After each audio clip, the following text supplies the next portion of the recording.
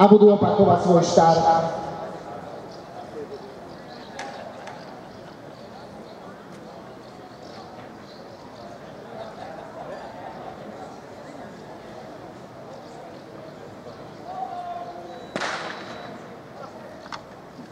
A vidíme, že Marián Rerko nie je teda žiadna padavka ani na 100 metroch. Prelieza, zapája hranice a už veľmi dobrá teča, tu má byť perfektný.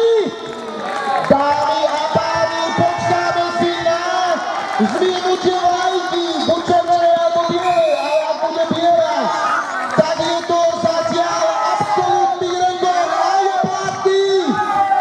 Gratulujeme Mariánovi Rerkovi z Popradu, ktorý získal rekord dnešného dňa s časom 16 sekúnd aj 500. Obrovská gratulácia, 16 sekúnd aj 500. rekord dňa.